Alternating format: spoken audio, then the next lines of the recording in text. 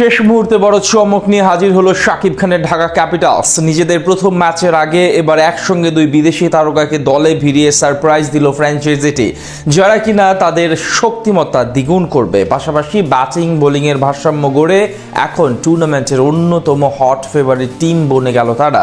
ঢাকা ক্যাপিটালসে যুক্ত করা সেই নতুন দুই ক্রিকেটার সম্পর্কে বিস্তারিত জানবো রিপোর্ট। মাঠের বাইরের বিতর্ক আর ভেতরের প্রতিযোগিতা সবকিছু মিলিয়ে এবার বিপিএল নিয়ে এখন সব মহলে চলছে আলোচনা এবং সমালোচনা। একদিকে কিছু ফ্র্যাঞ্চাইজি যখন টালমাটাল অবস্থা, ঠিক বিপরীত চিত্র কিছু ক্ষেত্রে। তেমনি এবার ভক্তদের জন্য নতুন চমক নিয়ে এলো ঢাকা ক্যাপিটালস। নোয়াখালী ও চট্টগ্রাম নিয়ে বিসিবি বিপাকে পড়লেও শাকিব খানের মালিকানাধীন ফ্র্যাঞ্চাইজিটি টুর্নামেন্টের ঠিক আগ মুহূর্তে একসাথে দুই বিদেশি ক্রিকেটার যুক্ত করে সারপ্রাইজ দিল সমর্থকদের। নিলামের আগে সাইফ হাসান এবং সেরা পেসার তাসকিন আহমেদকে স্কোয়াডে ভিড়িয়ে বড় চমক দিয়েছিল ঢাকা ক্যাপিটালস। এরপর নিলাম থেকেও বেশ ভারসাম্যপূর্ণ স্কোয়াড গড়েছে ফ্র্যাঞ্চাইজিটি। অপশনের বাহিরে নামি দামি বিদেশি তারকা আনতেও ভুল করেনি তারা। English hard hitter batsman Alex Hales, Afghan opener Rahmanullah Gurbaz ও পাকিস্তানি ব্যাটার উসমান খানের সাথে চুক্তি করেছে ফ্র্যাঞ্চাইজিটি। তবে টুর্নামেন্ট শুরুর আগে পেস ইউনিট এবং মিডল অর্ডার নিয়ে খানিকটা চিন্তায় ছিল তারা। এবার সেই সমস্যার নিরসনে নতুন দুই বিদেশি যুক্ত করলো ঢাকা ক্যাপিটালস। সেখানে প্রথমজন হলেন পাকিস্তান জাতীয় দলের হয়ে 11 ম্যাচে 16 উইকেট শিকার করা সালমান মির্জা। বামহাতি এই স্পিড স্টারের স্বীকৃত টি-20 ক্রিকেটে 34 ম্যাচে আছে 55 উইকেট নেওয়ার রেকর্ড। ইকোনমির রেটটাও দারুণ। পেস বোলার হওয়া সত্ত্বেও ওভার প্রতি মাত্র 6.90 রান খরচ করেন তিনি।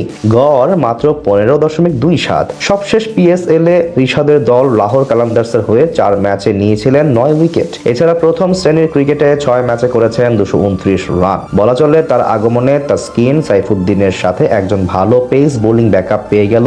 এছাড়া চলমান আইএল টি-20 লিগে দুর্দান্ত পারফরমেন্স করে আলোচনায় আসা খুজিমা তানভীরকেও দলে ভিড়িয়েছে ফ্র্যাঞ্চাইজিটি। সংযুক্ত আরব আমিরাতের এই পেসার চলমান আইএল টি-20 লিগে ডেজার্ট ভাইপার্সের জার্সি গায়ে এখন পর্যন্ত 8 ম্যাচে নিয়েছেন 13 উইকেট, যেখানে গড় মাত্র 17। এছাড়া ব্যাট হাতেও 191 স্ট্রাইক রেট এবং 23.5 গড়ে করেছেন 94 রান। অতি সুপরিচিত নাম না হলেও তার সাম্প্রতিক সময়ের পারফরমেন্স বলছে এবার বিপিএল এর নজর কাড়তে পারেন 26 বছর বয়সী এই ডান হাতি পেসার। আর এই দুজনের অন্তর্ভুক্তিতে বলা চলে ঢাকা ক্যাপিটালসের পেসার সংকটটা অনেকাংশেই কমে গেছে, কারণ তাদের সাথে তাসকিন আহমেদ, মোহাম্মদ সাইফুদ্দিন ও মারুফ মৃধার মতো পরীক্ষিতরা আগেই আছেন স্কোয়াডে। গত আসরে প্রথমবারের মতো বিপিএল এ দল কিনে রীতিমতো হইচই সৃষ্টি করেছিলেন বাংলার সিনেমা জগতের সবচেয়ে বড় মেগা স্টার শাকিব খান। যদিও নিজের অভিষেক আসরে লিটন, সাব্বির ও মুস্তাফিজদের মতো তারকাদের নিয়েও তেমন সাফল্য অর্জন করতে পারেনি তারা।